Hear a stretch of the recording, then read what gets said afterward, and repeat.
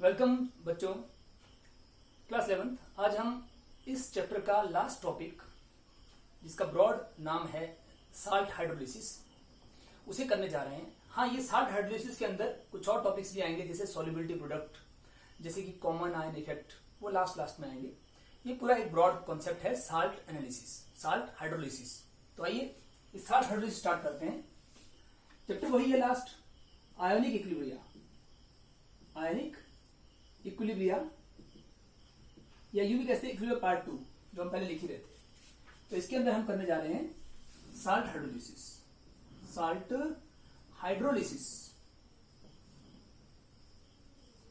इस कॉन्सेप्ट को समझने के लिए पूरी तरह से पहले हम कुछ बेसिक बातों पे फिर से जाएंगे, जो हम पहले भी कुछ कर चुके हैं थोड़ा बहुत स्टार्ट। जैसे कि हमने शुरू में चैप्टर के किया था, इस सेकंड पार्ट के शुरू में ही आयनिक इक्विलिब्रियम में, कि एसिड्स और बेस चार तरह के, मतलब दो स्ट्रॉन्ग एसिड स्ट्रॉन्ग बेस और वीक एसिड वीक बेस पढ़ा था। आइए उन एग्जांपल्स को समझना बहुत जरूरी है। तो मैं कुछ स्ट्रॉन्ग एसिड्स को ले रहा हूं। स्ट्रॉन्ग एसिड्स का शॉर्ट फॉर्म आप जानते हैं ऐसे होता है, और स्ट्रॉन्ग एसिड्स के एग्जांपल हम यहाँ कुछ लिखेंगे, जैसे कि कुछ मेन लिखेंगे, HCl, HNO3 और H2SO4। ऐसे और भी होते हैं, लेकिन अपन ये लिख रहे हैं बस। और ऐसे अब हम स्ट्रॉन्ग बेस के एग्जांपल लेते हैं। स्ट्रॉन्ग बेसिस SB से डिनोट होते हैं, और स्ट्रॉन्ग बेसिस के एग्जांपल जैसे सबसे मेन होते हैं NaOH, sodium hydroxide, potassium hydroxide, और भी होते हैं, लेकिन हम लोग इसी को ले रहे हैं, सबसे मेन वाले ले रहे हैं, जो सबसे कॉमनली यूज होते हैं। ऐसे ही अब स्ट्रॉन्ग एसिड स्ट्रॉन्ग बेस के बाद वीक एसिड मतलब WA, और फिर वीक बेस मतलब WB। इनके एग्जांपल्स भी एक बार देख लें। वीक एसिड के एग्जांपल्स जैसे कि वीक एसिड कौन से हो गए? Acetic acid CH3COOH acidic acid हो गया। बोरिक एसिड है H3BO3 बोरिक एसिड। ऐसे ही एक और है H3PO4 फॉस्फोरिक एसिड। ऐसे ही कुछ और भी हैं, तो ये हम कार्बोनिक एसिड मान लो, तो H2CO3 कार्बोनिक एसिड। इस तरह से जो है कुछ मेन हमने रख लिए वीक एसिड। और ऐसे ही हम अब वीक बेस के एग्जांपल कुछ उठा लेंगे। वीक बेस जैसे कि सबसे मेन है अमोनियम हाइड्रोक्साइड, सबसे अधिक आता है। इसके अलावा कुछ और सकते हैं, जैसे कि आप देखो कि कॉपर का हाइड्रोक्साइड, या कॉपर की या जिंक की हाइड्रोक्साइड, तो CuOH ट्वाइस। ऐसे ही जिंक की ZnOH ट्वाइस। और भी हो सकते हैं, जैसे कि एक NH4OH की जगह पे एक NH2OH भी होता है। ये NH4OH तो है अमोनियम हाइड्रोक्साइड, लेकिन अगर NH2 होता NH2OH तो उसका नाम होता है हाइड्रोक्सिलमाइन, वो भी बेसिक होता है। और चीजें भी हैं, अमोनिया भी बेसिक है, लेकिन हमने कुछ इंपॉर्टेंट लिखे, जैसे जिंक हो गया हाइड्रोक्साइड। इसके अलावा आपका और भी हो सकते हैं कि सिल्वर का AgOH। तो इस प्रकार के कुछ हमने कुछ एक लिख दिए। आप यहाँ एल्यूमिनियम हाइड्रोक्साइड ले सकते हो, AlOH थ्राइस। तो ये है कुछ हमारे वीक बेस के एग्जांपल्स। अब हम इन्हीं एग्जांपल्स से कुछ और आगे चलने जाएंगे। इसमें आप सिर्फ शुरू के एक दो याद रखिए, जिसे मैं अंडरलाइन करता हूं, इनको याद रखिए आप। जैसे ये बड़ा कॉमन आता है AgOH, ट्वाइस नहीं होगा, AgOH होता है बेटे, ये इसका फॉर्मूला। तो ये दो हम बड़ा कॉमनली यूज करते हैं। इनमें हम एस्टिक एसिड सबसे ज्यादा यूज करते हैं, और ये आप चाहो तो फॉस्फोरिक एसिड ले सकते हो, कार्बोनिक एसिड, ये ज्यादा यूज होता है। ये दोनों ही ज्यादा यूज होते हैं। इसके बाद ये तीनों के तीनों बहुत कॉमन होते हैं। तो इन कॉमन वाले जो अंडरलाइन है, इनको तो आप हर बच्चा एकदम से याद रखेगा इस समय, कम से कम बाद में भी। तो आइए स्टार्ट करें। अब इससे आगे चलते हैं। हम साल्ट हाइड्रोलिसिस समझने के लिए हमें और क्या चाहिए? ये तो हो गया एक बात, strong acid strong base, week acid weak base. Strong acid strong base वो होते हैं जो पूरी तरह टूटते हैं पानी के अंदर, कंप्लीटली डिसोसिएट होते हैं। और वीक एसिड वीक बेस होते हैं जो कम टूटते हैं, बहुत कम टूटते हैं, बहुत कम डिसोसिएट होते हैं, आयनाइज बहुत कम होते हैं। ये आप पढ़ चुके हो। अब आगे की बात नेक्स्ट चल रहे हैं कि इनसे आपको पता है कि एक रिएक्शन होता है कि जब एसिड और बेस मिलता है तो न्यूट्रलाइजेशन होता है। एक रिएक्शन था neutralisation reaction, acid plus base gives salt plus water, ऐसे पढ़ा था हमने। तो हम ऐसा ही एक न्यूट्रलाइजेशन रिएक्शन ले रहे हैं, न्यूट्रलाइजेशन लिख रहे हैं, न्यूट्रलाइजेशन। ये रिएक्शन है बेटे, आप चाहो तो यार रिएक्शन लिख सकते हो। उसमें बेसिक क्या होता है कि कोई भी एसिड, तो एसिड को लिखता हूं मैं, एसिड प्लस बेस जब मिलता है तो वो देता है बेटे हमें साल्ट प्लस वाटर।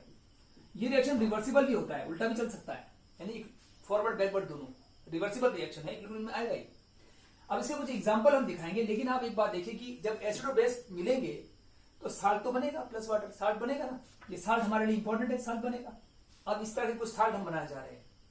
अब साल्ट तो बनता है एसिड और बेस से, आपको पता है, दिख रहा है यहां से। अब साल्ट जो है ना, वो चार किस्म के साल्ट हैं। साल्ट को भी चार तरह से बांटा गया है। पहले लेते हैं अपन salts of strong acid and weak base. ऐसे का मतलब आपको पता है स्ट्रॉन्ग एसिड होता है, WE का मतलब वीक बेस। तो ये हम ले रहे हैं salts of strong acid and weak base. जैसे एग्जांपल में दिखाता हूं आपको, पहले तो हम यहाँ पे रफ में कर लेते हैं और यहाँ लिख देंगे। जैसे कि मैं इसका एक्सप्लेनेशन दे रहा हूं कि इसको मैं यहां लिखने जा रहा हूं। चलो, salts of strong acid and weak base के उदाहरण में यहां लिख दूंगा, और इसको समझाने के लिए मैं यहां कुछ करने जा रहा हूं कि मैं स्ट्रॉन्ग एसिड और स्ट्रॉन्ग बेस को रिएक्शन करता हूं, स्ट्रॉन्ग एसिड को और अगर वीक बेस को रिएक्शन करता हूं, ऐसे मतलब स्ट्रॉन्ग एसिड, डब्ल्यूबी मतलब वीक बेस, तो इससे बनेगा साल्ट ऑफ, साल्ट तो बनेगा ही, लेकिन किसका, हाँ साल्ट तो बनेगा ही, प्लस वाटर भी बनेगा, जैसा ऊपर हो रहा है वैसे ही होगा, लेकिन ये साल्ट बनेगा, इस साल्ट को कहेंगे साल्ट ऑफ, किसका साल्ट है ये, strong acid and weak base का साल्ट है, तो लिख देंगे salt of strong acid and weak base. ऐसे ही बनना चाहिए ये साल्ट, ये वाला साल्ट ऐसे ही बनना चाहिए बेटे। अब इसका एग्जांपल के तौर पे हम लेते हैं, इसके एग्जांपल्स लेते हैं, एग्जांपल्स। आप देखिए स्ट्रॉन्ग एसिड के एग्जांपल कोई उठा लो, हमने पहले HCl ले लिया और वीक बेस ले लिया हमने, इसमें से कोई सभी ये वाला अमोनियम हाइड्रोक्साइड लेते हैं पहले तो इससे क्या बनेगा देखो आप, यहां से H और यहां से OH वाटर, और बाकी क्या बचा, H और OH निकाल दो तो NH4 और Cl बचेगा, तो NH4Cl यहां लिख देंगे, यानी कि वाटर निकल गया और प्लस ये जो बना है ये वही बना है, salt of strong acid weak base बन रहा है। ऐसे एक दो एग्जांपल और लिखते हैं, कुछ स्ट्रॉन्ग एसिड और ले लेते हैं, जैसे कि HCl की जगह H2SO4 ले लो, HNO3 ले सकते हो आप, HNO3, ये सब के सब क्या है, ये सब के सब स्ट्रॉन्ग एसिड के उदाहरण है।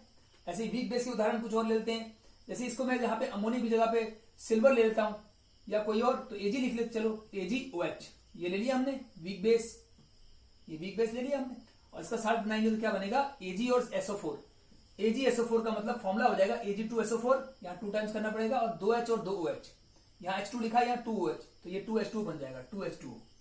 इस प्रकार से हमारा साल्ट बन रहा है और वाटर बन रहा है। पर ये जो साल्ट्स बन रहे हैं ये कैसे बन रहे हैं, ये बन रहे हैं salts of strong acid and weak base.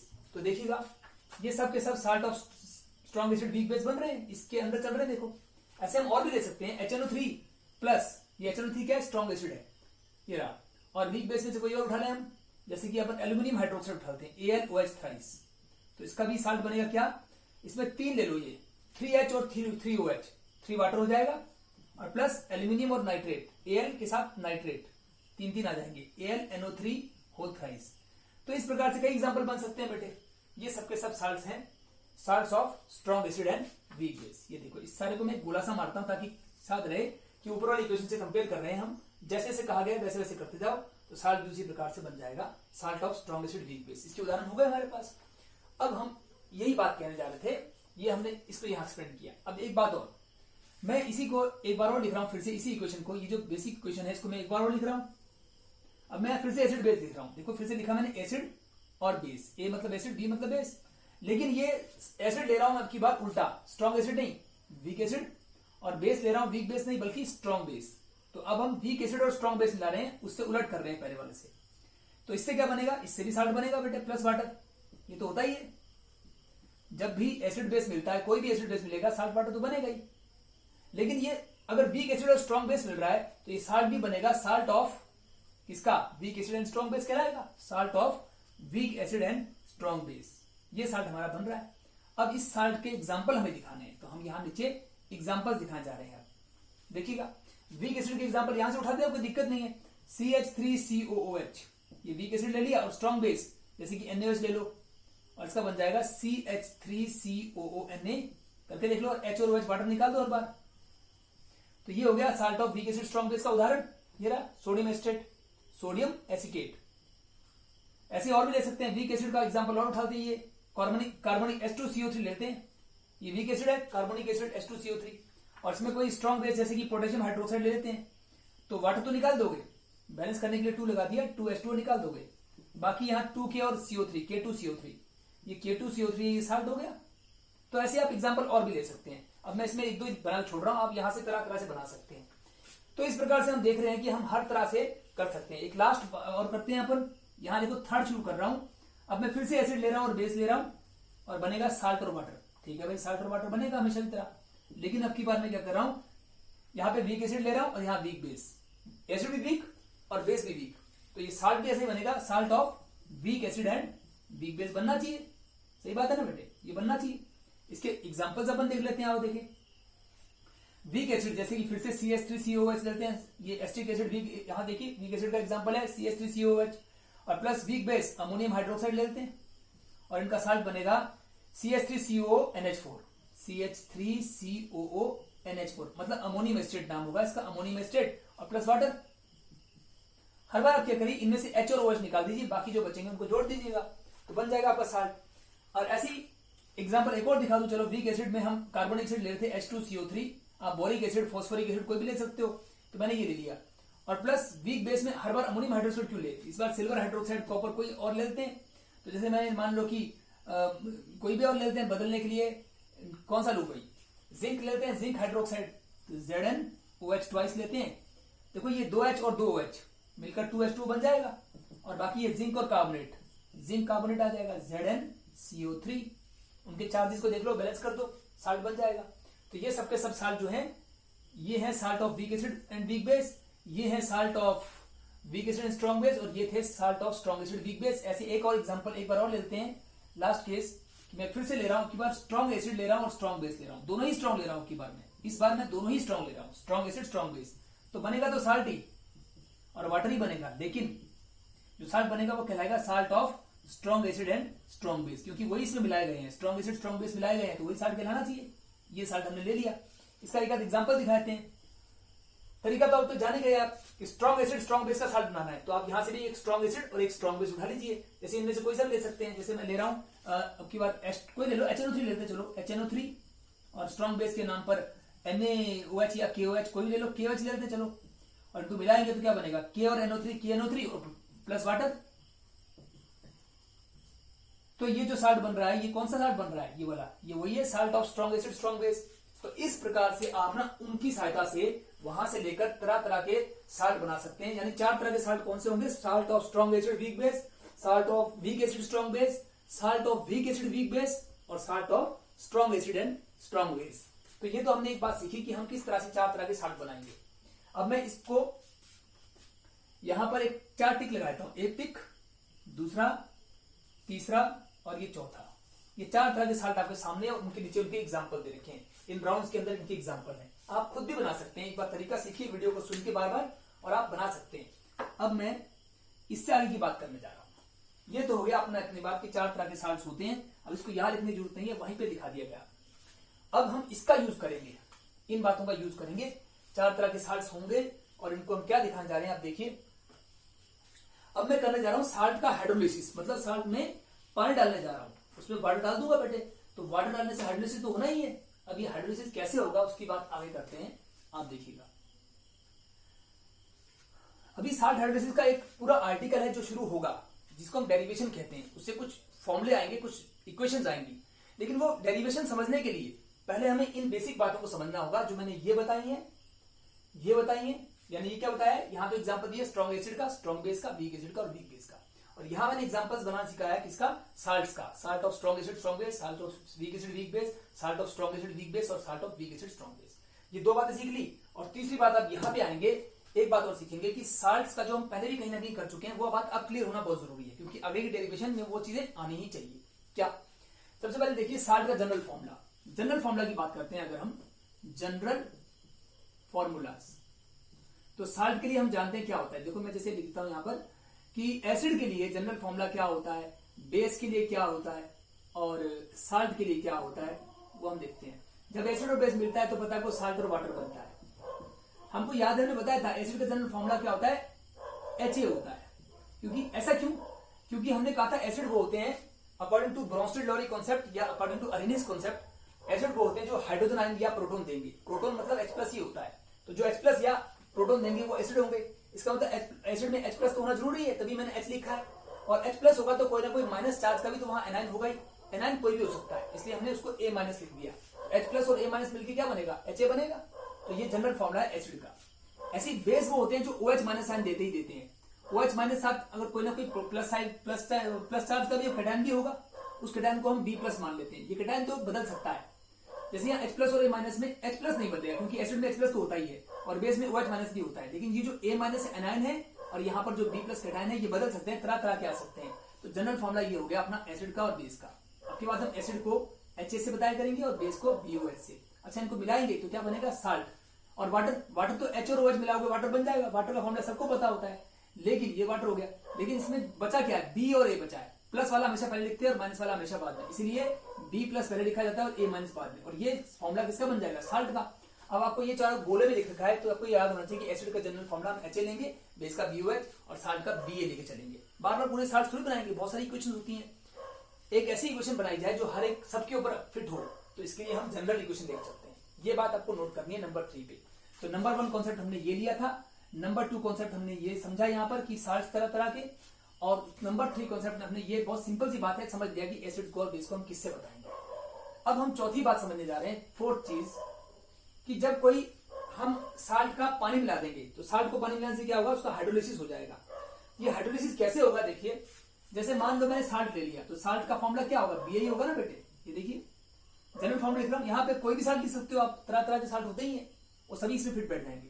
तो ये है अपना साल्ट, और प्लस इसमें डाल देंगे हम वाटर। साल्ट में अगर वाटर डाल दी जाए तो वो साल्ट पानी में घुल जाता है, और उसके बाद एक घटना घटती है कि ये साल्ट और वाटर मिलकर एसिड और बेस देते हैं। यानी कि वाटर में दो चीजें होती हैं बेटे, H और OH, H प्लस और OH माइनस, और साल्ट में होता है B प्लस और A माइनस। आप जानते हैं ये B प्लस OH माइनस जुड़ के क्या बनाएगा, BOH, और ये H प्लस A माइनस जुड़ के बनाएगा HA। इसको मिटा रहा हूं इस चीज को, चलो रहने दो। अच्छा, अब आप ये समझ गए कि HA, आप जानते हैं HA क्या होता है, एसिड होता है, ये तो एसिड बन गया भाई। और BOH क्या होता है, बेस, ये बेस बन चुका है। और अब मैं H2O में जी H और प्लस OH माइनस आप समझ तो चुके हो, इसको मैं मिटा के लिखता हूं वाटर। अब ये इक्वेशन वही बन चुकी है जैसी वहां थी, साल्ट और वाटर से एसिड बेस, लेकिन ये इक्वेशन उससे उल्टी है। न्यूट्रलाइजेशन में क्या होता है, एसिड और बेस मिलता है, साल्ट और वाटर बनता है, लेकिन यहां मैंने दिखाता है ये रिवर्सिबल इन नेचर होता है। तो अगर मैं लेफ्ट से राइट चल रहा हूं, इसका मतलब एसिड और बेस मिलेगा, साल्ट और वाटर बनेगा, इसे तो कहेंगे न्यूट्रलाइजेशन। आगे क्यों जा रहे हैं तो कहेंगे न्यूट्रलाइजेशन। लेकिन उल्टी और भी आ सकते हैं, देखो एरो बैक साइड में भी है। अगर हम वहां से यहां क्यों आए, वहां से यहां क्यों आए, तो क्या आएगा, साल्ट और वाटर मिलकर बनाएगा एसिड और बेस। ये देखो ये किया है, साल्ट और वाटर मिलकर एसिड और बेस बन रहा है, ये इक्वेशन उससे उल्टी है। अगर हम इस इक्वेशन में फॉरवर्ड चलें तो न्यूट्रलाइजेशन कहलाता है, और उल्टी साइड में आए तो इसको कहते हैं साल्ट हाइड्रोलिसिस। तो ये हम चौथे पॉइंट में समझ रहे हैं कि साल्ट हाइड्रोलिसिस क्या होता है। साल्ट हाइड्रोलिसिस जो होता है ना बेटे, वो न्यूट्रलाइजेशन से उल्टा होता है, उससे उल्टा होता है। और इसका सिंपल मतलब है कि साल्ट हाइड्रोलिसिस का मतलब साल्ट पानी में घोल देना, साल्ट पानी में घुल जाएगा और बनाएगा एसिड और बेस। ये बात हमने यहां सीखी। अब इससे आगे बढ़ने की बात, यहां तक तो हो गया बेटे। अब मैं एक और पांचवी बात जो सिखाने जा रहा हूं वो भी आप समझिएगा, इन बातों को तो पकड़ना ही है आपको। ये बहुत बेसिक सिंपल बात है। इसका नाम है इस इक्वेशन का साल्ट हाइड्रोलिसिस। इसको मैं बॉक्स में कर देता हूं, क्योंकि जैसे हमने न्यूट्रलाइजेशन को बताया था बॉक्स में, तो इसको बता दिए ये उससे ऑपोजिट होता है। यहां लिख देते हैं it is opposite to, reverse of neutralisation होता है ये, it is reverse of neutralisation, neutralisation से उल्टा होता है। ये बात हमने यहां समझा दी और कह दी। कुछ बच्चों को पहले से भी पता होनी चाहिए थी, होती भी है, और कई बार कुछ बच्चे नए आते हैं, उनको पता नहीं होता है इस क्लास, तो उनको अच्छे से समझा दी जाए, कहीं कोई कमजोरी रह गई हो तो दूर हो जाए। क्योंकि आगे डेरिवेशन जाके ये बातें हम करें तो अच्छा नहीं होगा, पहले से इस क्लियर करके रखें, हर बच्चे को वहां कही गई बातें फिर समझ में आती है। अब इस इक्वेशन के बाद हम आगे बढ़ने जा रहे हैं, पांचवी बात करेंगे आपके साथ। फिर से मैं साल्ट और वाटर लूंगा और उसका हाइड्रोलिसिस करूंगा, मतलब साल्ट को पानी में घोल लूंगा। अब आप देखिए, इस इक्वेशन से पहली बात तो देख सकते हैं आप कि ये इक्विलिब्रियम में आ रही है, तो इसके लिए एक इक्विलिब्रियम कांस्टेंट भी होगा। इक्विलिब्रियम कांस्टेंट भी होगा बेटे, केसी कह लो, और वो होगा हमेशा प्रोडक्ट्स अपॉन रिएक्टेंट्स। प्रोडक्ट्स की कंसंट्रेशन HA की ऊपर आएगी और इसकी भी, दोनों प्रोडक्ट्स की ऊपर आएगी, मतलब एसिड बेस की ऊपर आएगी, और नीचे आएगी इन दोनों की, साल्ट और वाटर की, यानी BA और H2O। BA तो है साल्ट की कंसंट्रेशन और H2O की कंसंट्रेशन ये लिखते हैं। पर आपको पता है कि वाटर की कंसंट्रेशन फिक्स होती है, कांस्टेंट होती है। Concentration of pure water is, बताया था आपको मैंने, 55.55 मोल पर लीटर, यानी कि ये कांस्टेंट होती है। इसका मतलब साफ है ये कांस्टेंट होती है, देखो फिक्स वैल्यू है, दिख भी रहा है कांस्टेंट वैल्यू है। तो अगर ये वैल्यू कांस्टेंट है, इसका मतलब साफ है कि एक सेकेंड, तो इसकी वैल्यू कांस्टेंट है। अगर ये कांस्टेंट है और ये इक्विलिब्रियम कांस्टेंट भी कांस्टेंट है, तो इन दोनों कांस्टेंट को मल्टीप्लाई करने से एक नया कांस्टेंट आना चाहिए बेटे, और यहां पर आएगा वही HA और BOH। यहां पे क्या आएगा, HA और BOH। तो अगर HA और BOH आ रहा है, HA और BOH, और इसके नीचे क्या बच रहा है, BA बच रहा है। आपको पता है ये वाटर जो है कॉन्सेंट्रेशन कांस्टेंट थी, इस कांस्टेंट को इस इक्विलिब्रियम कांस्टेंट से मल्टीप्लाई किया तो एक नया कांस्टेंट पैदा हो चुका है। इस नए कांस्टेंट को हम कहेंगे हाइड्रोलिसिस कांस्टेंट।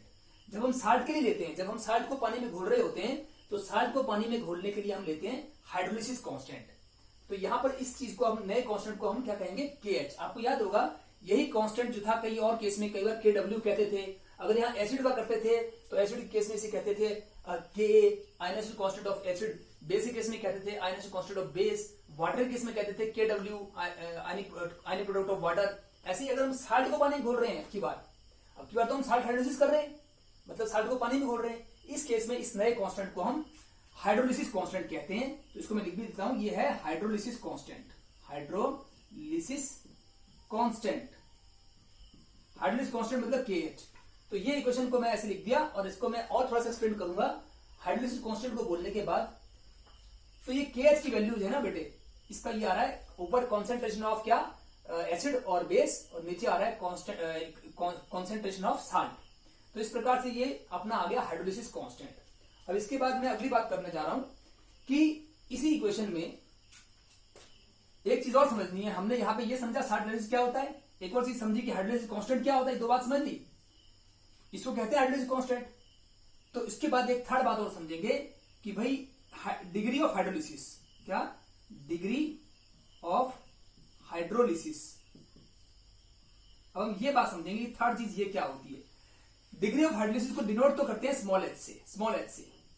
अगर KH लिखा हो तो हाइड्रोलिसिस कांस्टेंट, और अगर H लिखा हो तो उसका मतलब होता है डिग्री ऑफ हाइड्रोलिसिस। यानी इसका मतलब यह कि पानी साल्ट जब पानी में घुल रहा है, डिजोल्व हो रहा है, तो उसके डिजोल्व होने की कितनी हद है, कितना डिजोल्व हो रहा है। अगर H की वैल्यू कम होगी तो वैसे साल्ट कम डिजोल्व हो रहा होगा, और अगर H की वैल्यू बड़ी होगी तो साल्ट ज्यादा डिजोल्व होता है। यानी ये बताता है हमें कि साल्ट कितना डिजोल्व हो रहा है। तो हम करने जा रहे हैं डिग्री ऑफ हाइड्रोलिसिस H। इसका फॉर्मूला बड़ा सिंपल है, डेफिनेशन भी सिंपल है। फॉर्मूला पहले देखें, इसके फॉर्मूले में एक रेशो लेंगे हम। नीचे तो लेंगे टोटल नंबर ऑफ मोल्स, किसके, साल्ट्स के, total number of moles of salt, और ऊपर लेंगे जब हम साल्ट को पानी में घोल रहे थे तो घोलने से पहले साल्ट के जो टोटल मोल्स थे, सारे मोल्स, उसको तो नीचे लिख लेंगे। और घोलने के बाद साल्ट सारा ना भी घुले, हो सकता है सारा ना घुला हो, तो जितना डिजोल्व हो चुका है, जितना साल्ट टूट चुका है, आयनाइज हो चुका है, उसके मोल्स ऊपर आएंगे। तो यहां ऊपर लिखेंगे नंबर ऑफ मोल्स क्या टूट चुका है, जो डिसोसिएटेड किसके, साल्ट की। तो साल्ट को ऐसे लिख देंगे number of moles of salt dissociated. Simple सी बात है, डिसोसिएटेड, डिजोल्व नहीं, डिसोसिएटेड। मैं इसको समझाऊं सीधे एक एग्जांपल लेके। मान लो 10 मोल साल्ट लेके हमने पानी में डाला, तो डालने समय वो 10 मोल थे, टोटल नंबर ऑफ मोल्स तो 10 हो जाएंगे, और उसमें से हो सकता है सिर्फ 2 ही मोल टूटे हों, डिसोसिएट हुए हैं, जिनसे आयंस बने होंगे, तो वो 2 ऊपर आ जाएगा। इसका मतलब ये है, इसका मतलब। और इसकी डेफिनेशन भी हम ऐसे ही बोल सकते हैं, इसी से हम इसकी डेफिनेशन बोल सकते हैं। डेफिनेशन कैसे बोलेंगे, देखो कि hydrolysis, degree of hydrolysis is the fraction, इस रेशो को फ्रैक्शन बोलते हैं, is the fraction of total number of moles of salt which gets dissociated. Total mole में से जितने डिसोसिएट हो चुके हैं उस हिस्से को बोलेंगे डिग्री ऑफ हाइड्रोलिसिस। अब ये बात भी आपको सीख के रखनी है, इसका मीनिंग भी समझना है। ये तो डेफिनेशन हो गई, लिखते समय ये फॉर्मूला हो गया, इसका मीनिंग क्या है, मीनिंग समझिए। डिग्री ऑफ हाइड्रोलिसिस का मतलब कि टोटल मोल्स ऑफ साल्ट में से जितने टूट चुके हैं पानी के अंदर, और बाकी जो नहीं टूटे उनको मत लो, जितने टूट चुके हैं टोटल मोल में से वो हिस्सा जो टूट चुका है, उसको समझाएं कैसे, ऐसे जैसे लिखा है, जो हिस्सा टूट चुका है वो ऊपर और टोटल मोल्स नीचे, किसके, साल्ट के। तो ये हो गया आपका डिग्री ऑफ हाइड्रोलिसिस। अब इसके बाद में एक छोटी मोटी बात और आपको समझाऊंगा और आगे बढ़ेंगे। एक बात और देखो, जैसे ये इक्वेशन लिखी थी हमने, साल्ट हाइड्रोलिसिस में हमने लिखी थी इक्वेशन। अब नेक्स्ट बात कि साल्ट होता है Ba, वाटर होता है H2O, कर रहे हैं हम हाइड्रोलिसिस, और टूटने के बाद हम इसको ऐसे दिखा रहे हैं कि HA बनता है एसिड और BOH बनता है बेस। ठीक है भाई, बात तो सही है। अब अगर ये जो हम साल्ट ले रहे हैं, ये क्या चीज है, साल्ट है, आप जानते हैं, ये एसिड है और ये बेस है। मैं आपके सामने एक बात रख रहा हूं, इफ रख रहा हूं, इफ अगर साल्ट तो हम ले ही रहे हैं, कोई भी साल्ट, लेकिन अगर हम एसिड क्या ले रहे हैं, ये लिखा है एसिड, इस एसिड को लिख रहा हूं मैं, सपोज करो स्ट्रॉन्ग एसिड, ऐसे का मतलब स्ट्रॉन्ग एसिड, और बेस मान लो मैं ले रहा हूं वीक बेस। तो ऐसे केस में हम इस इक्वेशन को अगले स्टेप में एक और क्लास ले सकते हैं। नेक्स्ट स्टेप में साल्ट चाहे कैसा भी हो, चाहे वो कम घुलने वाला साल्ट हो या ज्यादा घुलने वाला साल्ट हो, वो साल्ट कैसा भी साल्ट होगा वो पूरी तरह से तो टूटेगा। वो इसके अंदर, इस इक्वेशन के अंदर दिखाएंगे हम कि जब ये इक्विलिब्रियम एग्जिस्ट कर रहा है, जिस बॉक्स के अंदर ये इक्विलिब्रियम हो रहा है, वहां साल्ट और वाटर भी है, उनसे बन रहा है एसिड और बेस, और वापस भी आ रहा है रिएक्शन, तो एसिड और बेस से वापस साल्ट वाटर भी बन रहा है। इसका मतलब चारों चीजें वहां पे होंगी, उस बॉक्स के अंदर, उस कंटेनर के अंदर चारों चीजें होंगी। वो सारी चीज जो आपस में इक्विलिब्रियम में है उसे कहते हैं रिएक्शन मिक्सचर, रिएक्शन का मिक्सचर, जिसमें रिएक्टेंट भी है और प्रोडक्ट्स भी हैं। अब इन सब में से अगर मान लो साल्ट कैसा भी हो, चाहे कम घुलने वाला साल्ट हो स्पेरिंगली सोल्यूबल साल्ट, या खूब घुलने वाला हो फेयरली सोल्यूबल साल्ट, साल्ट कैसा भी होगा वो इस मिक्सचर के अंदर, रिएक्शन मिक्सचर के अंदर वो साल्ट तो टूटेगा ही टूटेगा। हर तरह का साल्ट टूटता ही टूटता है। तो इसको तोड़ देंगे हम अगली क्वेश्चन में B+ में और A- में, अलग अलग कर देंगे, क्योंकि साल्ट तो टूटता ही है, आयनाइज होता ही है, इसलिए हमने तोड़ दिया। और प्लस वाटर को तो H2 लिख दो। उसके बाद एसिड कैसा है, स्ट्रॉन्ग एसिड, अगर स्ट्रॉन्ग है तो तोड़ दो, क्योंकि वो स्ट्रॉन्ग है, हम पता है स्ट्रॉन्ग खूब टूटता है, स्ट्रॉन्ग का मतलब ही होता है। और जो वीक होता है उसको नहीं तोड़ते, उसको हम ऐसे ही रह देते हैं BOH। तो ऐसा करना है। अगर मान लो कभी बेस स्ट्रॉन्ग होता और एसिड वीक होता तो बेस को तोड़ देते, और वीक एसिड होता उसको नहीं तोड़ते। जो वीक है उसको मत तोड़ो, एसिड या बेस में जो वीक होगा उसको मत तोड़िए, और जो स्ट्रॉन्ग होगा उसको दो हिस्सों में आयन में तोड़ दीजिए। और साल्ट को तो तोड़ना ही तोड़ना है, चाहे कैसा भी हो। तो ये आपको ध्यान रखना है, ये बात जो मैं कह रहा हूं इसको देखते समय जब आप बाद में देखेंगे इसको, तो मेरा वीडियो साथ में जरूर सुनिएगा कि इसके बारे में मैंने कहा क्या है। अब एक बात और, कभी ऐसा ही हो रहा हो, मान लो ये इक्वेशन ली है, मैं इसको बदल भी सकता हूं, यहाँ पे वीक एसिड ले लूं या स्ट्रॉन्ग बेस, तो इसको तोड़ेंगे नहीं और स्ट्रॉन्ग वाले को तोड़ देंगे। वैसे इक्वेशन भी तो आ सकती है, चाहे कैसी भी इक्वेशन आए, आ जाएगी कोई ना कोई इक्वेशन। अब जैसे यही इक्वेशन आ चुकी है, अब इसमें एक बात और ध्यान रखनी है कि क्योंकि यहाँ पे वीक बेस है, ये टूट नहीं रहा है, देखो नहीं टूट रहा है ना, POH ऐसे ही रह रहा है, वीक बेस वैसे का वैसे ही रह रहा है। ये जो वीक बेस है WB मतलब वीक बेस, ये नहीं टूटा। क्यों नहीं टूटा? क्योंकि जब कोई चीजें ज्यादा टूट रही है, साल्ट खूब टूटता है, स्ट्रॉन्ग एसिड भी खूब टूटता है। तो अगर कोई चीज खूब टूट रही है और उसके सामने कोई ऐसी चीज आती है जो कम टूटती है, वीक बेस मतलब कम टूटेगा, तो अगर एक कम टूटने वाली चीज होगी तो जिसके सामने आएगी वो ज्यादा टूटने वाली चीज के सामने जब वो आएगी तो उसका टूटना मालूम ही नहीं पड़ेगा। ये तो ठीक वैसे हुआ जैसे सूरज को दिया दिखाना, सूरज में भी चमक होती है, दिए में भी चमक होती है, लेकिन सूरज की चमक इतनी ज्यादा होती है कि उसकी चमक के मुकाबले में दिए की जो लौ होती है, चमक होती है, बहुत ही कम होती है, वो उसके सामने दिख नहीं सकती। सूरज की धूप में अगर आप दिया जलाएंगे दिखेगा ही नहीं वो तो किसी को। इसलिए अगर दिए की लौ देखनी है तो अलग से अंधेरे में ले जाकर अलग से देखा जाएगा, तब दिखेगी उसकी लाइट भी। इसीलिए हम क्या कर रहे हैं, ये जो वीक बेस है, जो स्ट्रॉन्ग चीजों के सामने, ये जो स्ट्रॉन्ग चीजें खूब टूट रही है उसके सामने बहुत कम टूटता है, इसका नाम ही वीक बेस है। इसलिए हम तोड़ नहीं रहे, क्योंकि उनके सामने टूटता हुआ नजर नहीं आएगा। तो इसको हम क्या करेंगे, एक अलग से इक्वेशन बनाएंगे, उसमें तोड़ेंगे। यहाँ नहीं तोड़ना है, स्ट्रॉन्ग के सामने नहीं तोड़ना है, अलग से तोड़ना है। तो इस वीक वाले को हम अलग से लिखेंगे BOH, जैसे वीक बेस था तो वीक बेस को हम अलग से तोड़ेंगे। फिर से एक्वस मतलब पानी लेकर, इस वाटर को आप एक्वस भी कह सकते हैं चाहो तो, ऐसे कह लो एक्वस या वाटर कह लो, ठीक है, ये खुली मात्रा में होता है।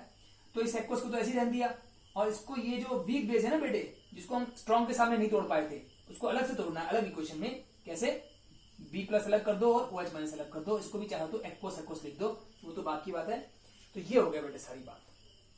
आपको ये ध्यान रखना है, ये बात और ये बात, ये और ये, इसका मतलब क्या है इन दोनों का, कि पहले तो अगर साल्ट हो और स्ट्रॉन्ग एसिड हो तो वो तो खूब टूटेंगे, उसके सामने वीक को नहीं तोड़ना है और उस वीक वाले को अलग से तोड़ना है। मान लीजिए यहाँ पर एसिड वीक होता और बेस स्ट्रॉन्ग होता तो बेस को तो तोड़ देते, साल्ट को भी तोड़ देते, और क्योंकि एसिड वीक होता तो उसको यहाँ नहीं तोड़ना, उसको अलग से तोड़ते। उस केस में अगर ये वीक होता है HA, तो HA को अलग से नीचे तोड़ते, H+ और OH- में अलग से तोड़ते। तो ये चीजें अगर आप अभी पकड़ लेते हैं तो इसको अच्छी तरह से कंफर्म कर लीजिए, अच्छी तरह सीख लेते हैं, इसको कंठस्थ कर लेते हैं, तो आगे जाकर हम कल करेंगे साल्ट हाइड्रोलिसिस को लेकर कुछ डेरिवेशंस करेंगे। जनरल इक्वेशन को लेकर ही, ऐसी इक्वेशन को लेकर ही हम डेरिवेशन करने वाले हैं। तो वो लंबी डेफिनेशन है और उसमें यही सब बातें उसमें बार बार आएंगी। और जिस बच्चे ने इस बात को कंफर्म नहीं किया उसको वो समझ में नहीं आता है, और जिसने कर लिया उसको वो इजी लगता है, क्योंकि यही बातें उसमें आएंगी। और फिर हम उसको डिराइव करते हुए एक नई इक्वेशंस निकालेंगे तरह तरह के साल्ट्स के लिए। तो अब हम चलते हैं आगे।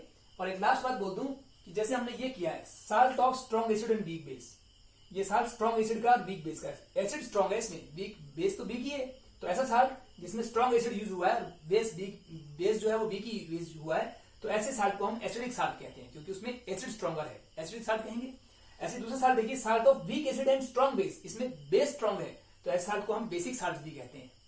लेकिन ऐसा साल्ट जिसमें एसिड और बेस बराबर है, यानी दोनों ही वीक है, वीक एसिड वीक बेस, या दोनों ही स्ट्रॉन्ग है, स्ट्रॉन्ग एसिड स्ट्रॉन्ग बेस बराबर है दोनों, तो उसको हम न्यूट्रल साल्ट कहेंगे। उसमें कोई भी एसिडिक साल्ट या बेसिक साल्ट नहीं होगा, क्योंकि उसमें जो एसिड और बेस डाले गए हैं वो दोनों बराबर थे, या तो दोनों वीक थे या दोनों स्ट्रॉन्ग थे। इसका मतलब ऐसा साल्ट जो बनेगा वो बनेगा न्यूट्रल साल्ट। तो ये बात भी ध्यान रख लीजिएगा, और इसके बाद इसको स्टडी करिए। इसके आगे का जो आर्टिकल है मैं कल कराता हूं, साल्ट हाइड्रोलिसिस की इक्वेशंस आएंगी, उसे हम कल डिराइव करेंगे। ठीक है बच्चों, ऑल द बेस्ट।